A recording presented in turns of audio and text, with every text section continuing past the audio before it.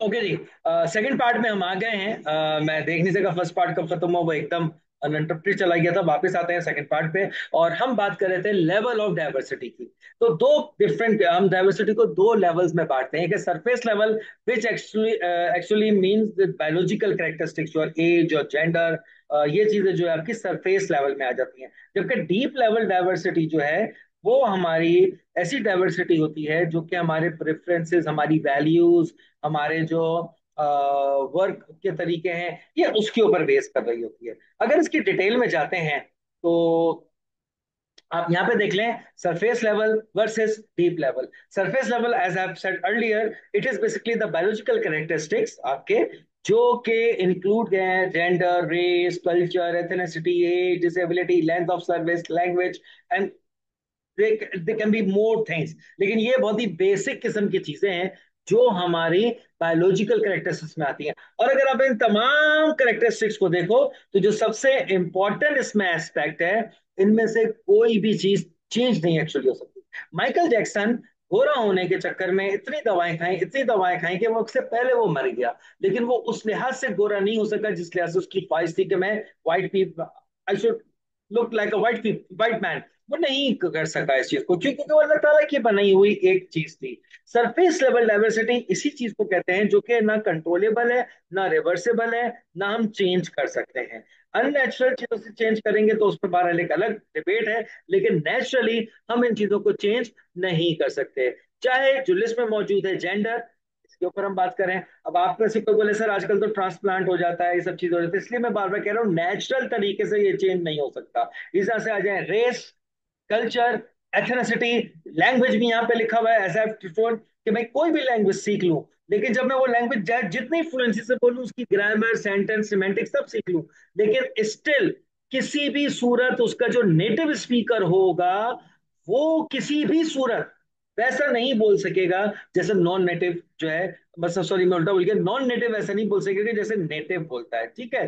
अच्छा, अब जो इंपॉर्टेंट चीज आ गई उसमें, इसमें डिसेबिलिटी भी ऐसे ही है। जितने भी डिसेबल लोग होते हैं वो भी डाइवर्सिटी डाइवर्सिटी होती है, और वो इंक्लूसिव कैटेगरी में आते हैं हमारे पास। ठीक है। एज रिवर्सेबल नहीं है, एज चेंज नहीं हो सकती, एज रुक नहीं सकती। तो ये सब चीजें देखो, रिवर्सेबल नहीं है, चेंजेबल नहीं है, स्टॉपेबल नहीं है। लेंथ ऑफ सर्विस एक ऐसी चीज है जिसको मैं समझाना चाहता हूँ, जूनियर वर्सेस सीनियर का जो कॉन्सेप्ट है। अब आप लोग जिस क्लास में हैं, कुछ आपसे जूनियर भी होंगे इसमें, और कुछ आपसे पहले वाले बैच के सीनियर भी होंगे। हो सकता है क्योंकि अक्सर इसमें से हमारी इवनिंग एमबीएस वगैरह या BS third year fourth year के स्टूडेंट्स हैं हमारे पास। तो हो सकता है कि कोई ऐसा बंदा हो जो उम्र में तो आपसे छोटा हो, लेकिन एक साल पहले डिपार्टमेंट में उसने एडमिशन ले लिया, तो वो डिपार्टमेंट के लिहाज से आपका सीनियर हो गया। एंड लाइकवाइज हो सकता है आप उम्र में बड़े हो, लेकिन आप जो है बहुत साल बाद दोबारा पढ़ रहे हैं, तो हो सकता है बहुत सारे लड़कों से लड़कियों से आप जूनियर हो गए हो डिपार्टमेंट में। अब ये जो जूनियर सीनियर बन गया है, ये आप कभी भी चेंज नहीं कर सकते। जो इंपॉर्टेंट चीज है, we can not change it. जिंदगी भर आप इस बैच में रहोगे, बैच 2025 26 में, और आपसे 2 साल पहले जो आया होगा जिंदगी भर वो बैच नंबर 23 24 में रहेगा। ठीक है। तो ये सरफेस लेवल डाइवर्सिटी। सिमिलरली आ जाते हैं deep level diversity. Deep level diversity जो है हमारे इंटरनल कैरेक्टरिस्टिक्स हैं, जैसे कि value, personality, work preferences, your habit, your attitude, your professional background, your skills. ये सब क्या है? ये चेंजेबल है।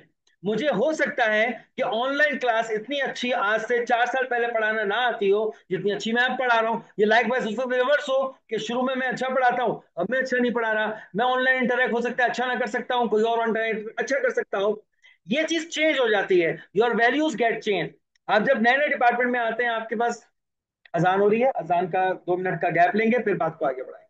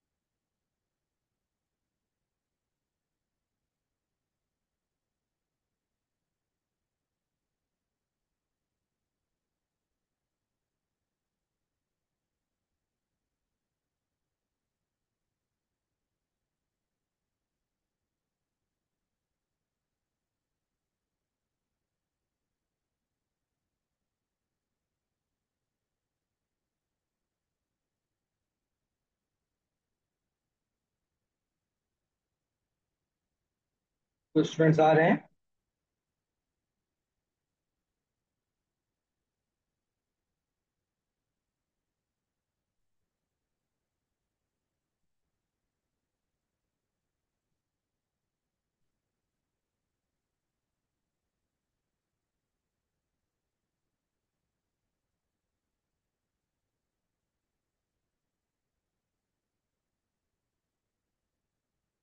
चलें जी।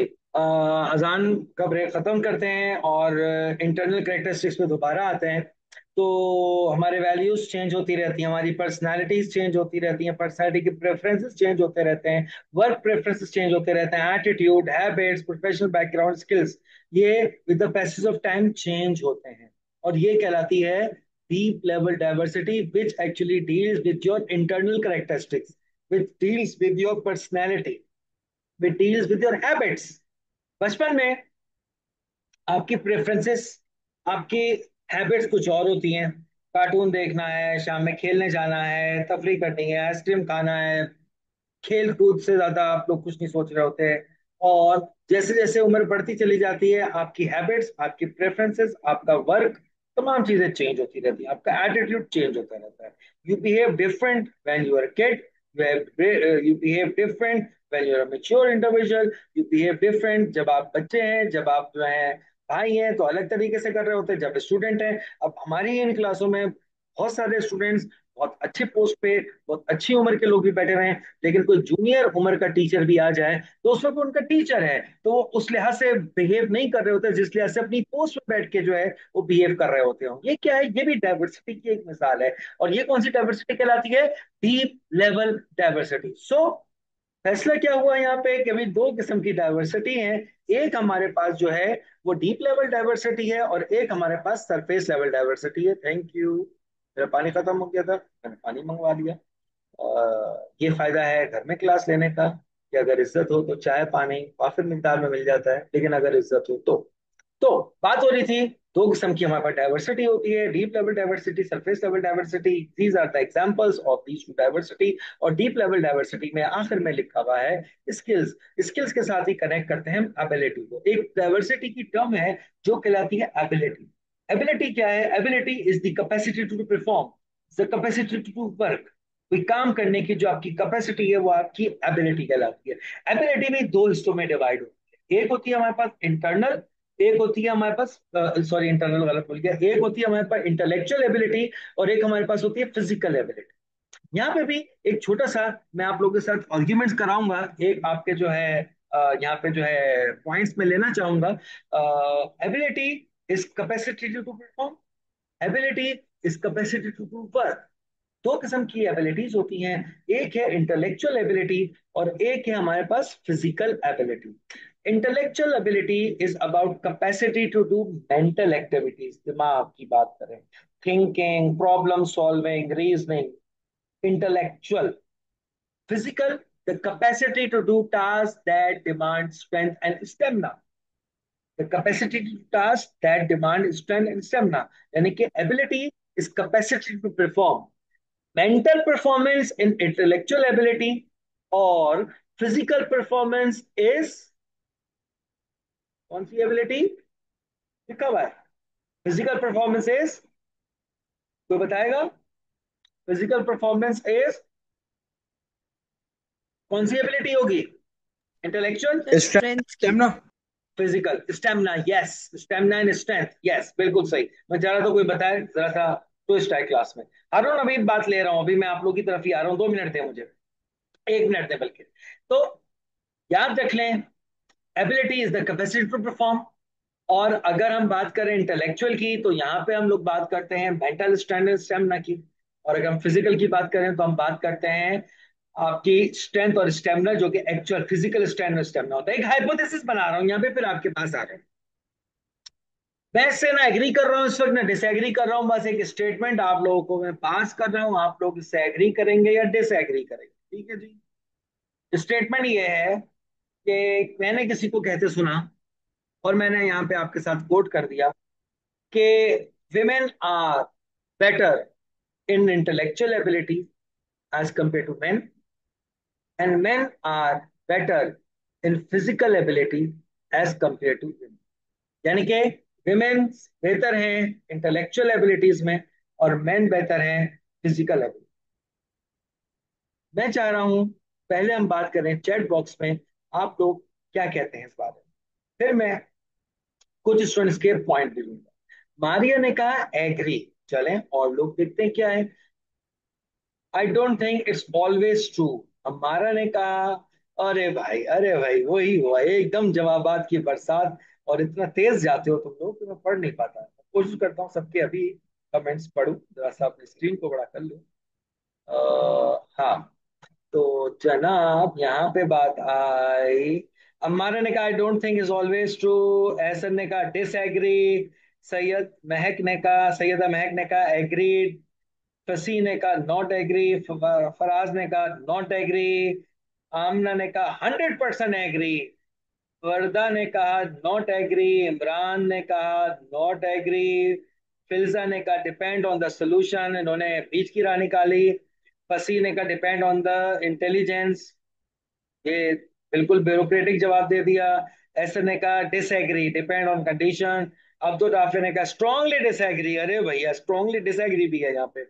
Both have both abilities if understood, बिल्कुल सही। एग्रीड, रिपीट द क्वेश्चन, ये भी आ गया यहाँ पे, दो दफा रिपीट कर दिया। Depend on the situation, depend on the situation. 50-50 भी स्पॉन्सर कर रहा है हमारे लेक्चर को, बिलाल ने कहा है 50-50। उसके बाद अनोशा ने कहा not agree, as women perform home. बिल्कुल, घर के भी सारे काम करती हैं। अम्मियों की बात करें तो हम कहते हैं वो कुछ नहीं करती, लेकिन सुबह सबसे पहले उठ के रात को सबसे पहले सोना, बीच में सारे काम करना, दे दो। डेल ने कहा, आप देखें डेल भी बैठा हुआ है यहाँ पे, एग्री। उसका सफदर ने कहा depend on the situation. Ehsan ने कहा depend on the personality. Hamza ने कहा एग्री। नाइला ने कहा डिपेंड। समीना ने कहा पर्सन टू पर्सन वेरी करता है। और हारून ने कहा मीन्स है परफॉर्म द फिजिकल और मेंस, जैसे लिखा है mens have preference over physical और इंटेलेक्चुअल बोथ इक्वल टू, सही है। और अनुष्का ने कहा डिपेंड्स ऑन द टास्क और द सिचुएशन। मजीद जवाब आ रहे हैं, agree. Both have the intellectual capability. बहुत सारे जवाब आ गए हैं, मैंने बहुत ज्यादा आप लोग के जवाब पढ़े। आई एम वेरी हैप्पी कि बहुत रिस्पॉन्सिव ग्रुप इस दफा मेरे पास मौजूद है, जो मुझे थका देते हैं लेकिन रिस्पॉन्स उनके नहीं रुकते। It's very good. समटाइम्स उनसे बोलना पड़ता है तो भाई बोलो, खुदा का वास्ता बोलो, depend on the time in the surrounding. अच्छा, आप लोग के जो जवाब हैं इसको अगर मैं समअप करूं तो मुझे मेजोरिटी तो नजर आ रहे हैं ना, वो डिसएग्री करते हुए नजर आ रहे हैं इससे। और उस मेजोरिटी में, मेजोरिटी के अंदर एक बड़ी मेजोरिटी है जो कह रही है sir depend upon the situation. अगर देखा जाए तो जवाब इसका ये है कि इस हाइपोथेसिस को मैं भी रिजेक्ट करता हूँ, ऐसा नहीं है। दुनिया में सबसे स्ट्रॉन्ग जो स्पेशी है वो कौन सा है, किसी को पता है? वेल। नहीं, वो माइटी है, बड़ी है, ताकतवर है, स्ट्रॉन्ग नहीं है। स्ट्रॉन्ग और ताकतवर यहाँ पे अलग अलग बात कर रहा हूँ। या यूं कर लो कि वेट वेट के लिहाज से, उठाने के लिहाज से, रेशो से, चूटी, एंट, एक चूटी जो है, तो एक चूटी अपने वजन से 50 गुना ज्यादा वजन उठा सकती है, ऑल्दो तुम्हारे लिए वो फूक के बराबर ही क्यों ना हो। अपने वेट के मुताबिक हम अपने वजन से 50 गुना बड़ा वजन क्या उठा सकते हैं? नहीं उठा सकते। मेरा वजन अगर अभी 85 किलो है, 85 kg है, तो मैं तो शायद 85 kg की भी कोई चीज इक्वल टू दैट भी नहीं उठा पाऊंगा। तो 50 गुना उसका कितना होगा उसको तो हिला भी नहीं पाऊंगा।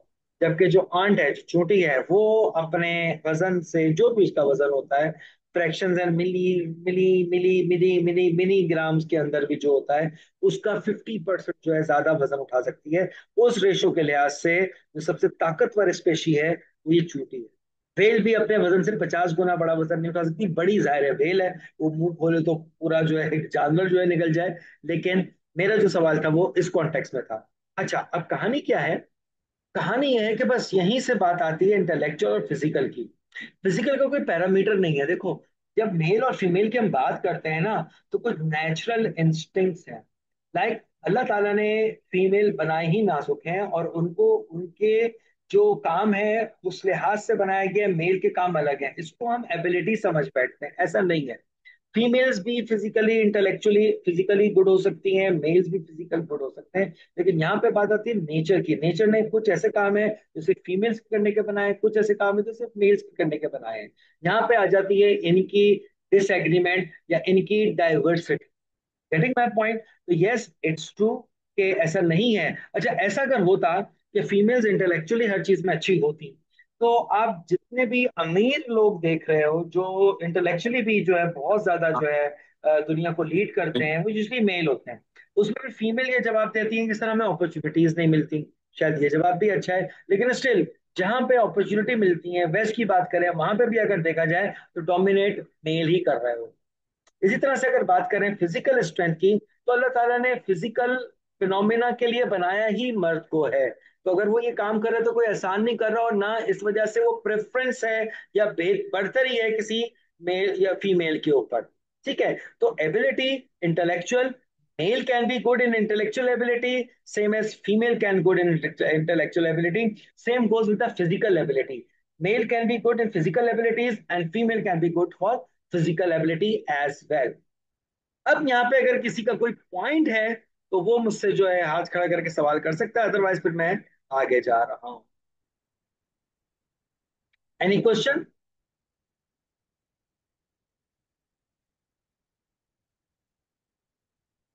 चलें। No news is a good news, everyone agree with the argument, that's great. जब हम बात करते हैं डाइवर्सिटी की,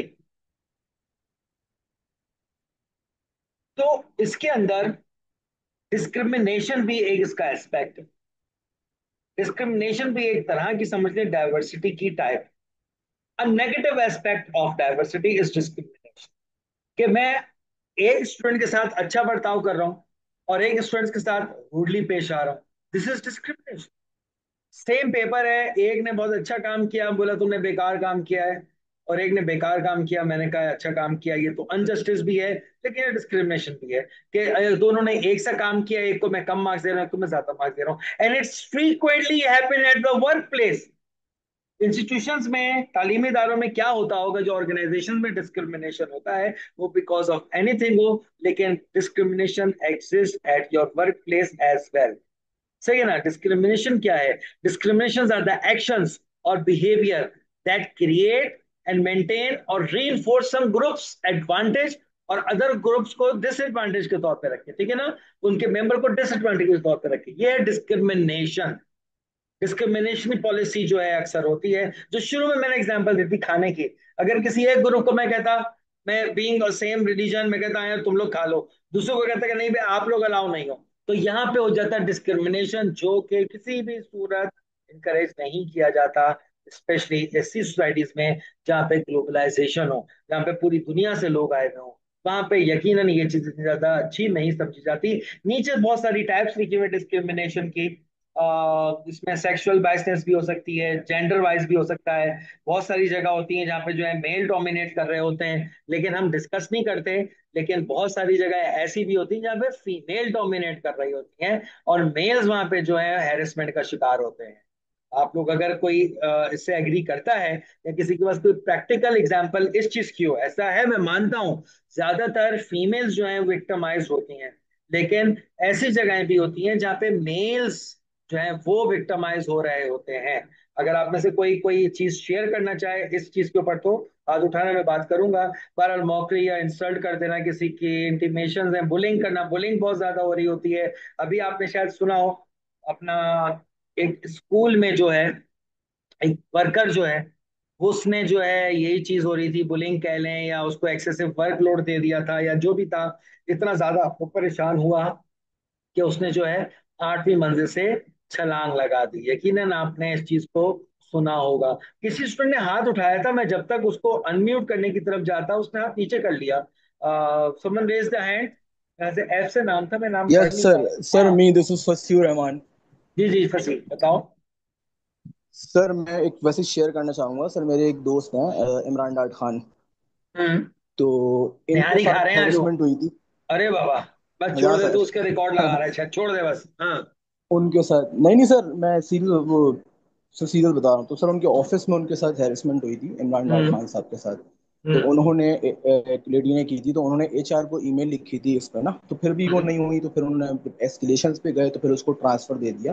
कुछ कहा नहीं, क्योंकि आपको पता है वेमेन कैसे फिर बिहेव करती हैं। खैर, ये बहरहाल हमारी सोसाइटी का बिल्कुल एक छोटा सा डिलेमा जरूर है कि अगर मेल के साथ कोई इशू हो तो उसको इतना ज्यादा सीरियस नहीं लिया जाता, जबकि it can be either side, it can be either side and usually happen at either side. जी एहसन ने हाथ उठाया, जी Ehsan.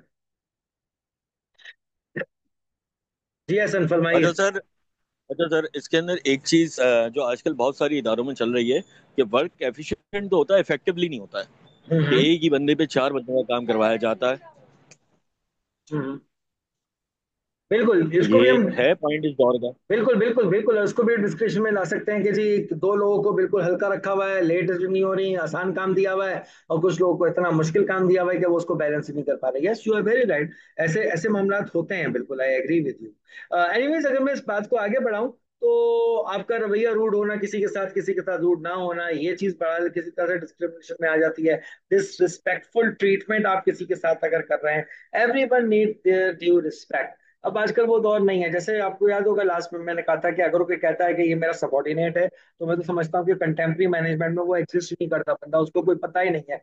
This word subordinate no more exist in contemporary management, we all are colleague. अब कोई इतना डिसरिस्पेक्ट, वो अक्सर लोग सबॉर्डिनेट भी जो वर्ड इस्तेमाल करते हैं वो डिसरिस्पेक्ट के लिए इस्तेमाल करते हैं। ये मेरा छोटा है, ये मुझसे नीचे है। नहीं भाई, कोई किसी का नीचे नहीं है, कोई किसी से छोटा नहीं है। We all are colleague working together having different roles and different level. बस ये सबसे इंपॉर्टेंट चीज है यहाँ पे, ठीक है। इस बात को मैं आगे बढ़ाता हूँ। डिस्क्रिमिनेशन के बाद हम बात कर रहे हैं थोड़ी सी डाइवर्सिटी की, कुछ डायनेमिक्स हैं उसकी। अच्छा, अब डाइवर्सिटी के अंदर अगर बात करें ना, तो डाइवर्सिटी जो है यूजली जब ऑर्गेनाइजेशन में आती है, तो यूजली वो ग्रुप या टीम वाइज आती है। डाइवर्सिटी इंडिविजुअल नहीं होती, बल्कि डाइवर्सिटी जो है वो टीम के साथ जो है वो यूजली एक्सेस करती है। कुछ लोगों ने चैट बॉक्स में कुछ लिखा है, सर मीटिंग एंड होने वाली है। अच्छा, मेरे पास मीटिंग एंड का आजकल आज क्यों नहीं आ रहा? चले, एंड होगी देखेंगे बात को, मैं जहाँ पे होगी वहां पे फाइंड अप करने की तरफ जा रहा हूँ। ग्रुप के अंदर होती है, जब टीम बनती है तो उसमें यकीनन डाइवर्सिटी को बहुत अहमियत दी जाती है। इसी तरह से सरफेस लेवल, डीप लेवल पढ़ चुके हैं, इसी तरह फंक्शनल लेवल भी होती है। टीम डायनेमिक्स के लिहाज से बात कर रहे हैं, हम ओबी को 3 लेवल पढ़ते हैं ना, तो समझ लो फंक्शनल लेवल यही है कि जब टीम्स में हम जाते हैं तो रोल्स और रिस्पॉन्सिबिलिटीज और प्रेफरेंसेस और स्किल्स और एजुकेशन और वे ऑफ वर्किंग के लिहाज से हमारे पास डाइवर्सिटी एग्जिस्ट करती है। और डाइवर्सिटी के अंदर एक बहुत बड़ी फॉल्ट लाइन है, और वो क्या है? वो यहाँ पे अगर आप देखें तो लिखी हुई है, perceived division that split groups into two और मोर देन सब ग्रुप। होता क्या है, ग्रुपिंग हो जाती है इदारों में। इदारों के अंदर सबसे बड़ा मसला यही है, क्लास के अंदर भी वही भी है ना ग्रुप। तकरीबन हर क्लास इसमें मैं जाता हूँ, पता लगता है 8 10 12 बंदे एक तरफ है, 8 10 12 बंदे एक तरफ है। कुछ बंदे इस सीआर के साथ हैं, कुछ बंदे उस सीआर के साथ हैं। बस इदारों में भी ऐसे ही होता है। मैं जब भी तो कहता हूँ ये तो एक छोटा सा कमिटमेंट है, 1.5 2 2 3 साल तक साथ हो, फिर हट जाओगे। सोचो जब वर्क प्लेस पे ऐसा होगा, वर्क प्लेस पे ये फॉल्ट लाइन कैसे मैनेज होगी? तो being a manager is very important to deal with the fault line. ये जो ग्रुप बन जाते हैं, इंटरेस्ट ग्रुप बन जाते हैं, मुख्तलिफ पैरामीटर्स के लिहाज से ग्रुप बन जाते हैं, उनको लेके चलना और साथ लेके चलना बहुत ज्यादा मुश्किल होता है, जिसको एक और वर्ड में कहते हैं सोशल कैटेगराइजेशन। ये social categorisation is a very difficult task to deal, और ये बेसिकली डाइवर्सिटी की डायनेमिक्स में आती है। जो सोशल डाइवर्सिटी होती है उसी के अंदर आती है। क्रॉस कल्चरल ऑर्गेनाइजेशन को मैं छोड़ रहा हूं। मैं अगली बात करने जा रहा हूं, जो कि basically cultural intelligence, C Q या सी आई जिसको कहते हैं। सी क्वेश्चन जैसे होता है ना, आई क्यू होता था, ए क्यू होता था, वही चीज है ये। सही है, the workers ability to effectively functions cultural diverse settings and situation. ये तीन का नेक्सस बनता है, the body, heart and head. ये तीन नेक्सस बनता है, योर बॉडी, योर हार्ट और योर हेड। आपका दिमाग क्या कह रहा है, आपका दिल क्या कह रहा है, और आपके बॉडी पोस्चर्स किस तरह से उसको लेके चल रहे हैं। हम लोग अक्सर ये होता है कि हमारे बॉडी जेस्चर्स, या हम जो बॉडी बॉडी के पोस्चर्स देते हैं, उससे हमें पता लग रहा होता है, अगले का मुझे जो है पता लग रहा होता है कि यार वो मुझसे खुश है या मुझसे खुश नहीं है, या किस तरह से जो है, जैसे बॉलर है या फुटबॉलर है, वो गोल करके जिस तरह से जो अपनी सेलिब्रेशन का जो है वो स्टाइल बताता है, कुछ लोगों को पसंद आता है, कुछ लोगों को पसंद नहीं आता है। इसी तरह से हार्ट आपके जो है बिलीव्स क्या है। हार्ट बेसिकली मीन्स बिलीफ, और head means cognitive. Your cognitive resonance, आपका कॉग्नेटिव स्किल्स, आपके हार्ट का मतलब आपका जो है दिल क्या कह रहा है, दिल और दिमाग के दरमियान जो नेक्सस होता है, उसके थ्रू जो है बेसिकली आपका कल्चरल इंटेलिजेंस बनता है। कुछ लोगों के कुछ कल्चरल वैल्यूज होते हैं, जैसे कल्चर में बात करें तो डांस है। हर कल्चर का एक अलग किस्म का डांस है। वो अलग तरीके से अपना फोक या रिवायती रस पेश करते हैं। कुछ लोगों के लिए वो बिल्कुल होता है यार ये कैसा डांस है, कुछ लोग कहते हैं कितना अच्छा डांस कर रहा है वो, ये क्या है। This is your body posture जो कि डाइवर्सिटी को रिप्रेजेंट कर रहा है यहाँ पे, ठीक है। आपका दिल, दिमाग और बॉडी, ये तीनों मिलके जो है आपका कल्चर इंटेलिजेंस बनाते हैं। और इसके चार फेजेस हैं। लास्ट टॉपिक है ये आज का, culture intelligence, workers ability. 10 minute अब है मेरे पास, तो I have ample time. Workers ability to effectively function into culturally diverse setting and situation. ये चार तरह से हम पैरामीटर देखते हैं। सी क्यू ये ऊपर लिखा हुआ है, कल्चरल इंटेलिजेंस, ठीक है। कल्चरल क्वेश्चंस, इसमें आ जाता है ड्राइव, इसके अंदर आ जाता है नॉलेज, इसके अंदर आ जाता है स्ट्रेटजी, इसके अंदर आ जाता है action. Drive, knowledge, strategy and action, ये चार चीजें मिलके बनाती हैं डाइवर्सिटी, इक्विटी, इंक्लूजन। शुरू में मैंने बात की थी, हम इंक्लूजन की भी बात करेंगे। तो ये हमारे पास जो फिनोमेना है ये बना रहा है diversity, DEC, diversity, equity, inclusion. Diversity, equity, inclusion. मैं इसको पीछे से कंटिन्यू करना चाहूंगा। यहां तक हमने बात की थी कल्चरल इंटेलिजेंस, जिस तरह से आर्टिफिशियल इंटेलिजेंस है, जिस तरह से इंटेलिजेंस क्वेश्चंस एक चीज होती है, जिस तरह से इमोशनल इंटेलिजेंस होती है, इसी तरह से एक कल्चरल इंटेलिजेंस भी। हम कल्चरल इंटेलिजेंस को पढ़ रहे हैं with respect to organisation.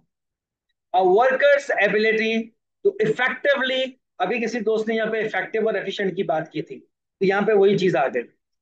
Workers' ability to effectively functions in culturally diverse setting and situation. Culturally diverse setting and situation. Culturally diverse setting and situation, and you can connect this statement with the example from where we start today's lecture. हमारे part one में जो lecture में हमने example दी थी, उधर से अगर connect करें तो कल्चरल इंटेलिजेंस यहाँ पे आपको बहुत अच्छे से समझ में आ जाएगी। इसमें आ जाता है आपके बॉडी पोस्चर्स, इसके अंदर आपका आ जाता है हार्ट, और इसके अंदर आ जाता है आपका हेड, यानी कि दिल और दिमाग। और ये तीनों मिलके जो बनाते हैं हमारे पास, वो बनता है डाइवर्सिटी, इक्विटी, इंक्लूजन का मॉडल। ये एक मॉडल यहाँ पे बना हुआ है जिसमें हमारे पास कल्चरल इंटेलिजेंस ड्राइव लिखा हुआ है, कल्चरल इंटेलिजेंस नॉलेज लिखा हुआ है, कल्चरल इंटेलिजेंस स्ट्रेटेजी लिखा हुआ है, एंड कल्चरल इंटेलिजेंस एक्शन लिखा हुआ है। मैं आप लोगों से चाहूंगा कि ये जो टर्म्स हैं, इंग्लिश की टर्म्स हैं, इनको जरा एक्सप्लेन करें। इसके साथ फिर मैं कल्चरल इंटेलिजेंस को कनेक्ट करता हूं। पहला वर्ड यहां पे लिखा हुआ है ड्राइव, तो एक्सप्लेन करेंगे ड्राइव से क्या मुराद है। बहुत ज्यादा हम इस्तेमाल करते हैं drive. Anyone can explain this word drive. Sir drive का मतलब होता है कि जैसे हम फॉर्मूला ड्राइव करते थे, तो मतलब उसको एक्सपेंड करना, समझाना अपनी चीज में ड्राइव बोलने मींस में। एक्सपेंड करना, कह सकते हैं, सही है, ठीक है, गुड। और कोई बताए। सर सर इसमें वे ड्राइव फॉरवर्ड के लेके साथ चलना किसी भी चीज को। दोबारा बोले। सर वे फॉरवर्ड लेके चलना किसी भी चीज को। यस, यस बिल्कुल सही। और बताएं। अच्छा, चैट बॉक्स में भी आ रहा सर है भाई। इसमें ट्रैक आपका सेट हो सकता है, तो आपको पता हो। हम्म। सर आपको पता हो कि किस ट्रैक पे चलना है, आपको पहले से आपका प्लान हुआ हुआ हो। हम्म। आ, मैं अगर थोड़े आसान, बट आप लोग की बात जबरदस्त है। मैं अगर इसको सर मजीद जैसे आसान करना, हाँ बोले, बोले आप लोग बोले, I want to listen. Sir जैसे एचआर वाले जो है वो रिक्रूटमेंट ड्राइव करते हैं, अच्छा, सही है। हाँ, उसमें क्या तो होता है। ये वो उसका चीज हो सकती है। क्या मतलब, क्या होता है, क्या मतलब है। सर एक कोई भी चीज इंटरव्यू के हवाले से आपने कोई चीज प्लान की हुई हो और आप इस रिक्रूटमेंट ड्राइव उसकी कर रहे हो जाके, जैसे यूनिवर्सिटीज में होता है, जो कंपनीज होती हैं वो एक रिक्रूटमेंट ड्राइव करती हैं जाके। आ, हाँ, बट तो वही है ड्राइव। लेकिन थोड़ा सा यहाँ पे थोड़ी सी कहानी चेंज अगर मैं कर दूं, और अगर मैं सिर्फ एक वर्ड इस्तेमाल करूं इसके लिए, योर विल। आपकी ख्वाहिश is actually drive. Recruitment drive भी यही होती है कि लोगों को हायर करने की ख्वाहिश। जरा डेप्थ में जाके इसको समझना पड़ेगा, हजम करना पड़ेगा आपको। Drive means your will. देखो, मुझे एक अच्छी इस बात से ना एक जहन में चीज आई। हम बात कर रहे हैं ग्लोबलाइजेशन की। इस ग्लोबलाइजेशन के अंदर हम बात कर रहे हैं डायवर्सिटी की। इस डायवर्सिटी के अंदर हम बात कर रहे हैं डायवर्सिटी, इक्विटी, इंक्लूजन की। इसका एक मॉडल है या इसके चार कंपोनेंट है, कुछ भी कह लो, तुम लोगों की मर्जी है। अब ये कंपोनेंट में पहला है ड्राइव। अब सुनो, ये चीज ऐसे है कि लेट से आप जब बाहर जा रहे हो या बाहर से आपके पास कोई आया है, तो वो कल्चरली डाइवर्स बंदा होगा या इंडिविजुअल होगा, या आपकी तरह का ही कोई होगा। या आप बाहर जा रहे हो, आप यूएई जा रहे हो, आप यूएस जा रहे हो, आप दुबई जा रहे हो, आप सिंगापुर जा रहे हो, आप क्या कल्चरली वहां के लिहाज से सेम हो गए या अलग हो गए?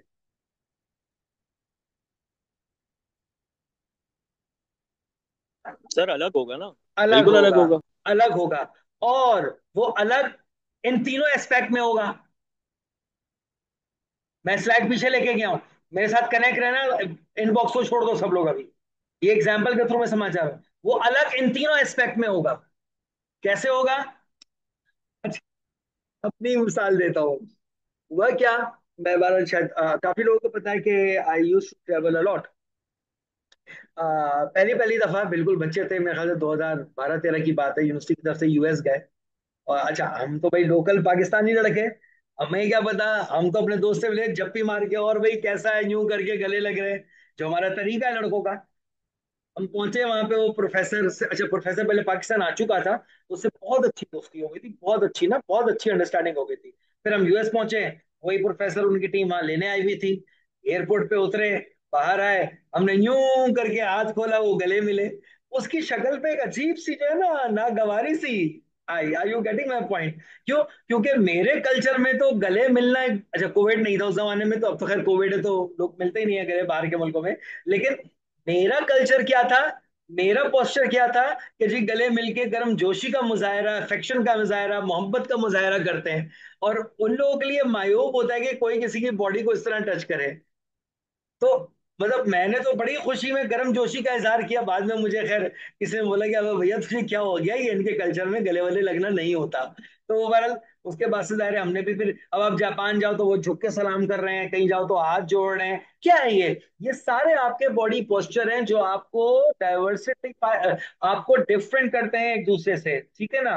आपके जेस्चर्स, आपके पोस्चर्स एक दूसरे से आपको अलग करते हैं। फिर आपका सोचने का तरीका, हेड, ये आपको एक दूसरे से अलग करता है। और फिर आप किस तरह से फील करते हो, ये आपको एक दूसरे से अलग करता है। I hope you now you are getting and you are connecting with this example. अब अगर ये चीज समझ में आती है ना, तो इस अलग करने को आप ओवरकम कैसे करोगे? ये वाला है, आप तीन एस्पेक्ट में अलग हो। कल्चरल डाइवर्सिटी तीन तरह से, your body, your heart, your head. और हाउ टू ओवरकम इट, इसमें सबसे पहला एस्पेक्ट है अपनी ख्वाहिश, आपकी विल चेंज होने की। That is drive. Drive is your own will, आपकी ख्वाहिश to get change, to get indulge with them.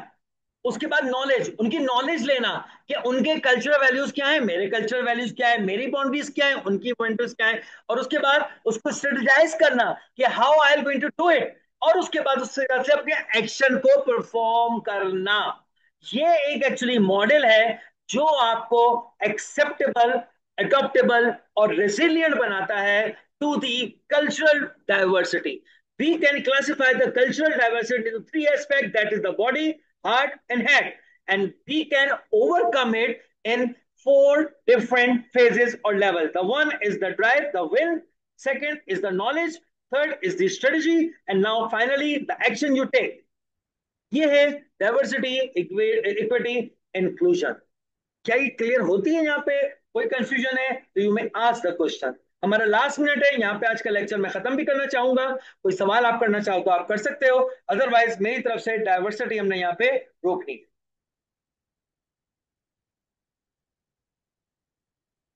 Well, sir no इसमें एक क्वेश्चन। बात ऐड जी जी, करें। हाँ, क्विक से बोलेंगे क्योंकि बंद होने वाली है क्लास जी। सर इसमें एक अच्छी मिसाल दी जाती है ना, जैसा देश वैसा बेस। बिल्कुल, do in Rome as a Roman does. Exactly ऐसा ही है। जबरदस्त हो गया। यहाँ पे आज का लेक्चर खत्म करते हैं। Thank you for giving me your time. चलो नेक्स्ट क्लास में आप लोगों से मुलाकात होगी। मौसम अच्छा रहा तो ऑन कैंपस, अदरवाइज अगर आप लोग ऑनलाइन के साथ एडजस्ट हैं तो will going to have online. अपने चैनल पे मैं दोनों लेक्चर्स आज के डाल दूंगा। दोस्त who are not able to take the class वो क्लास ले सकते हैं। आप लोग के बहुत सारे थम्स अप मुझे नजर आ रहे हैं। बहुत बहुत शुक्रिया आप लोगों से। नेक्स्ट क्लास में मुलाकात होगी। Have a good night. और Imran, thank you so much sir, अच्छे आप से कराची आ अच्छे गए। से। मैं कराची वापस आ गया हूँ। मैं अपने घर पे बैठा हुआ हूँ इस वक्त, बालकोनी में बैठ के क्लास दे रहा हूँ। तो मैं इंतजार ठीक है जी, चले जी, ओके जी। ओके, टेक केयर, अल्लाह हाफिज।